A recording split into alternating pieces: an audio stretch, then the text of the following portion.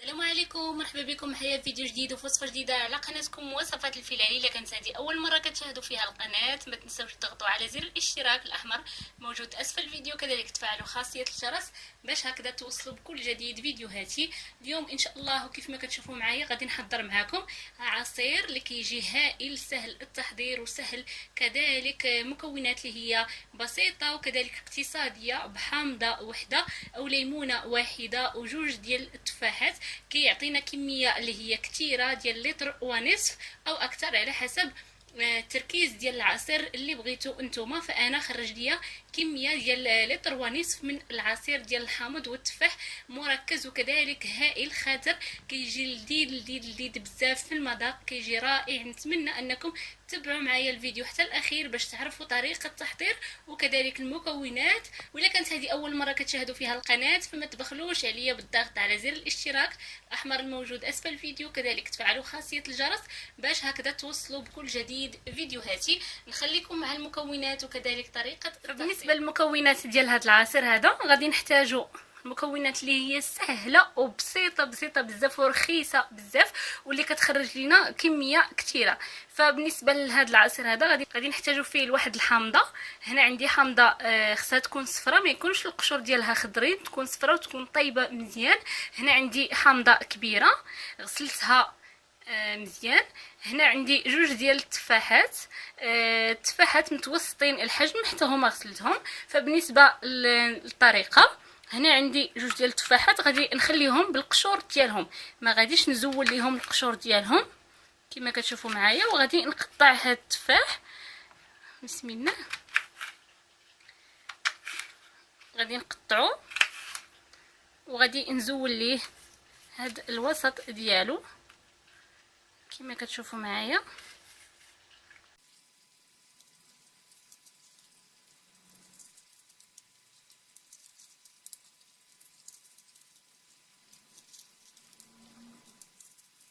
فكما شفتوا معايا هنا من بعد ما نقيت التفاح ديالي، الان غادي نقطعوا القطع صغيره باش دغيا يتطحن ليا. فبالنسبه لهذا التفاح فما زولتش ليه القشره ديالو، فانا خليته بالقشره ديالو.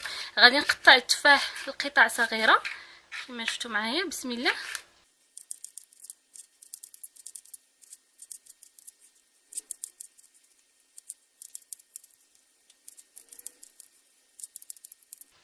فهنا كما شفتوا معايا من بعد ما قطعت هذا التفاح القطع صغيره، الان غادي نجيب كاسرول، وغادي نوضع فيها هذا التفاح هذا اللي قطعت معاكم. الان غادي نضيف ليه جوج ديال المعالق كبار ديال السكر، ديال السكر سنيده.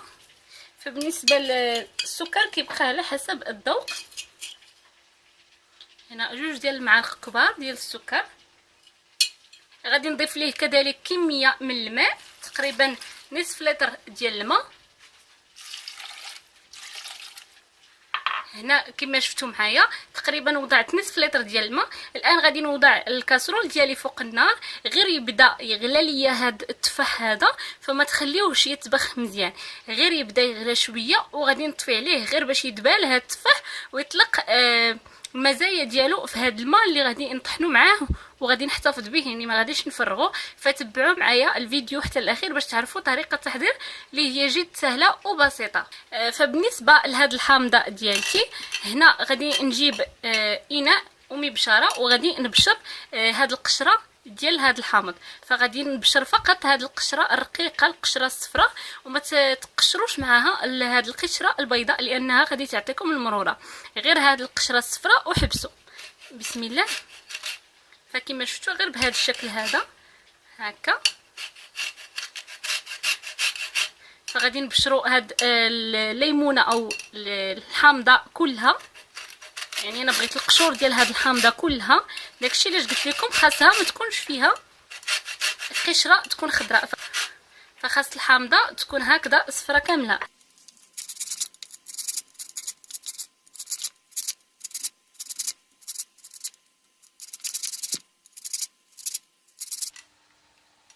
كما كتشوفوا غادي نحتاجوا فقط القشره ديال هاد الحامضه هذه كما كتشوفوا معايا. هنا غادي ناخذ هاد الحامضه ديالي او هاد الليمونه كل واحد شنو كيسميها. غادي نزول ليها هاد القشره البيضاء كما كتشوفوا معايا. غادي نحاول نقشرها من هاد القشره البيضاء ونزول ليها جميع الخيوط اللي كتكون فيها، لان هاد القشره البيضاء وهاد الخيوط هما اللي كيعطيونا المروره في العصير، فضروري انكم تنقيوها مزيان من هاد الخيوط البيضاء وكذلك من هاد القشره اللي كتكون فيها، باش يجيكم العصير ما فيهش مروره وكيجي رائع بزاف. نتمنى فعلا انكم تجربوه لانه كيكون ساهل وكذلك بسيط وكيعطينا كميه زوينه وكيعجب الاطفال الصغار بزاف. فهنا من بعد ما زولت هاد القشره البيضاء كلها غادي نقطع هاد الحامضه ديالي، غادي نقطعها لشرائح ومن بعد غادي نقطعها لقطع صغيره وغادي نزول هاد العظومه اللي كيكونوا في هاد الحامض، وغادي نحاول نقطعها كما كتشوفوا هكذا القطع صغيره. وحاولوا تنقيوها مزيان ما يبقاوش فيها دوك العظومه لانهم حتى هما المروره اللي كتكون في العصير سواء ديال الحامض او ديال الليمون. فكما كتشوفوا انا الان من بعد ما قطعت الحامض ديالي القطع صغيره كما كتشوفوا وزولت ليه القشره البيضاء وكذلك زولت ليه العظومه اللي كيكونوا فيه. هنا غادي نجيب كاسرول غادي نوضع فيه هذا الحامض هذا، غادي نوضع كذلك القشره ديال الحامض كما كتشوفوا معايا، وغادي نوضع كميه ديال الماء. غادي نضيف 2 ديال المعالق كبار ديال السكر سنيده. بالنسبه للحلاوه كتبقى على حسب الذوق، فانا هنا ضفت 2 ديال المعالق كبار وغادي نوضع الخليط ديالي فوق النار حتى هو يطيب ليا ونرجع معكم من بعد ما يطيب. فغير يبدا يغلى ونطفي عليه بحال التفاح. هنا كما كتشوفوا معايا ها هو التفاح ديالي بدا كيغلى. غادي نزولو الان فوق النار وغادي نوضع الحامض. فكما قلت لكم ما تخليوهش يطيب، فقط يبدا يغلى وطفيو عليه. الان غادي نضيف الكاسرول ديالي ديال الحامض وغادي نخليها نفس الشيء غير تبدا تغلى ونطفي عليها. فهنايا كيف ما كتشوفوا معايا بالنسبه للحامض حتى هو غير يبدا كيغلى وطفيو عليه، فما تخليوهش يطيب مزيان ويغلى مزيان. الان غادي نزولو وغادي نخليه يبرد. فهنا كما كتشوفوا معايا ها هو التفاح ديالي من بعد ما طاب وكذلك الحامض من بعد ما طاب. الان غادي نطحنو، فانا ما خليتوش يبرد مزيان كما كتشوفوا راه باقي كيخرج منه شويه البخار لانني زربانه باش نصور لكم الفيديو، لذلك انا غادي نطحنو بالميكسور وما خليتوش يبرد بزاف. فانتوما خليوه يبرد على خاطرو وطحنوه سواء بالميكسور او لا بالخلاط الكهربائي. فبالنسبه للخلاط الكهربائي فما تطحنوش وهو مازال سخون لانكم غادي تخرجوا على الخلاط الكهربائي ديالكم وغادي يخسر لكم.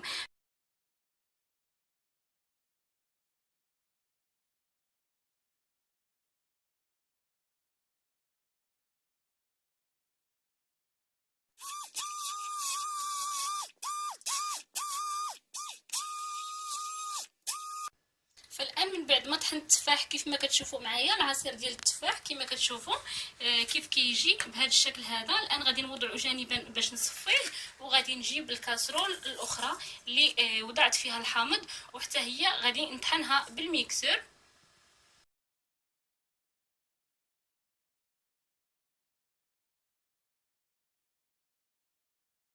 فهنا كيف ما كتشوفوا معايا من بعد ما طحنت التفاح وطحنت كذلك الحامض الان غادي نخلطهم بجوج. فكما كتشوفوا في الحامض طلق لي الكشكوشه، غادي نخلط هذا الحامض هذا مع التفاح. هنا من بعد ما خلطتهم كما شفتوا معايا غادي نجيب هنا اناء غادي نوضع فيه مصفاة اللي غادي نصفي فيها هذا العصير ديالي. بسم الله. فبالنسبه لهذا العصير غادي نصفيه 2 مرات.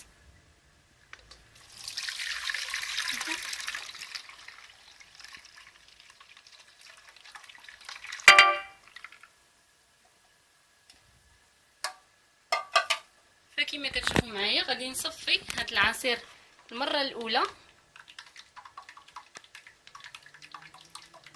نعاود نصفي الخليط ديالي المره الثانيه. فقلت لكم غادي نصفيه 2 ديال المرات. بسم الله. كنحصلوا على خليط اللي كيكون بهذا الشكل او عصير بهذا الشكل هذا، كيخرج لنا كميه ديال لتر ونصف. فبالنسبه لهذا العصير هذا الا بغيتوا تضيفوا ليه مازال الماء ضيفوه ليه، فلكم الاختيار. الا بغيتوه يبقى مركز بهذا الشكل هذا، فانا كنفضلوا انه يكون مركز باش كتحسوا بالطعم ديال الحامض وكذلك الطعم ديال التفاح. فانا هنا كنكتفي بهذا القدر ديال الماء. الا بغيتوا كذلك تضيفوا السكر ضيفوه، فلكم الاختيار. فبالنسبه لهذا العصير هذا غادي نوضعوه في الثلاجه يبرد لي المده ديال ساعتين، عاد غادي تشربوه وبالصحه والراحه. فكيف ما كتشوفوا معايا اخواتي، هذا هو الشكل النهائي ديال العصير اللي حضرت معكم اليوم. عصير اللي هو سهل وبسيط واقتصادي، كيجي ساهل بزاف تحضروه لمائده رمضان، مائده الافطار رمضان. كيجي منعش بزاف بالنكهه ديال الحامض ومذاق الحامض اللي الكل كيعجبو، كيجي رائع بزاف. نتمنى فعلا انكم تجربوه، اللي كيخرج لنا كميه كثيره، كذلك مكونات اللي هي بسيطه وسهله واقتصاديه كما شفتوا معايا في الفيديو. نتمنى ان الفيديو ديال اليوم ينال الاعجاب ديالكم. الى عجبكم ما تبخلوش عليا بالاشتراك في القناه، وكذلك الضغط على زر الاشتراك الاحمر الموجود اسفل الفيديو، وكذلك تفعيل خاصيه الجرس باش هكذا توصلوا بكل جديد فيديوهاتي. كنشكركم بزاف على حسن المتابعه ديالكم. نتلاقاو في فيديو جديد وفي وصفه جديده، والسلام عليكم ورحمه الله تعالى وبركاته.